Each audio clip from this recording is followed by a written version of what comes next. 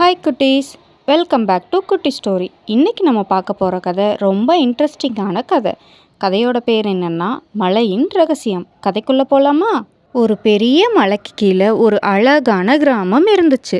அதில் பசுமையான வயல்களும் நீளமான தெளிவான ஆறுகளும் வண்ண மலர்களும் நிறைஞ்சு இருந்துச்சு.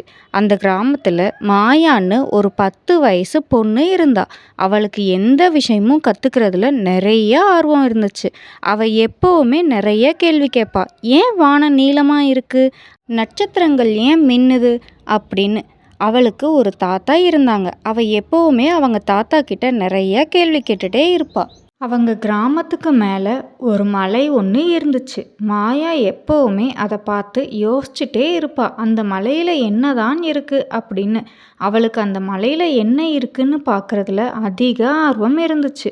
ஒரு நாள் மாலை நேரத்தில் மாயா மலையை நோக்கி பார்த்துட்டு இருந்தா. திடீர்னு மலையோட உச்சியில் ஒரு பிரகாசமான ஒளி ஒன்று வந்துச்சு. மாயா ரொம்ப ஷாக்கானா.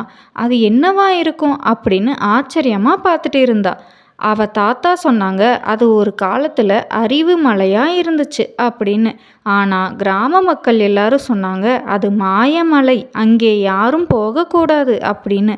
ஆனால் மாயாவோட மனசு அவகிட்ட சொல்லுச்சு, நான் உண்மையை தெரிஞ்சுக்கணும் அப்படின்னு. அடுத்த நாள் மாயா அவளோட சின்ன பேக் எடுத்துட்டு அவளோட நண்பனான நாய் பொன்னியை கூட்டிட்டு காட்டுக்கு கிளம்புனான். 2 பேரும் காட்டுக்குள்ளே நுழைஞ்சாங்க. அந்த காட்டில் மரங்கள் உயரமாக இருந்துச்சு. பறவைகள் கீச் கீச்சுன்னு பாடிட்டு இருந்துச்சு. மாயாவுக்கு உள்ளே போகும்போது கொஞ்சம் பயமாக தான் இருந்துச்சு. ஆனாலும் மாயா முன்னேறி நடந்து போய்கிட்டே இருந்தா. திடீர்னு ஒரு குரல், எங்கே போகிறாய் சிறுமியே அப்படின்னு. மாயா திரும்பி பார்த்தா. அப்போ அங்கே ஒரு பெரிய ஆமை இருந்துச்சு. நான் மாயமலை பார்க்க போகிறேன் அப்படின்னு மாயா சொன்னான். ஆமை சிரிச்சுது. மலைக்கு செல்ல 3 சோதனைகள் இருக்கிறது அப்படின்னு ஆமை சொல்லுச்சு. முதல் சோதனை பயத்தை வெல்ல வேண்டும். 2வது சோதனை பேராசையை மறுக்க வேண்டும். 3வது சோதனை மற்றவர்களுக்கு உதவ வேண்டும் அப்படின்னு ஆமை அந்த 3 சோதனைகளையும் மாயா கிட்ட சொல்லுச்சு. ஆமை சொல்லி முடித்ததும் மாயாக்கான முதல் சோதனை ஆரம்பிச்சது.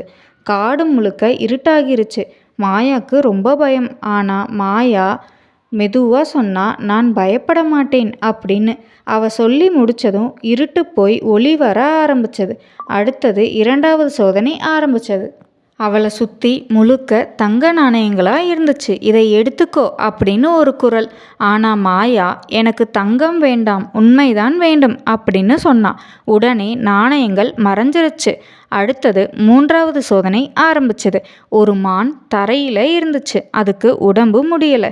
மாயா உடனே அவளோட தண்ணியை எடுத்து அந்த மானுக்கு கொடுத்தா. அதை பராமரிச்சா. அது சாதாரண மான் இல்லை. அந்த மான் மாயமலையோட காவலன். மாயா மலையோட உச்சிக்கு போக காட்டில் எல்லா விலங்குகளும் அவளுக்கு உதவி செஞ்சிச்சு.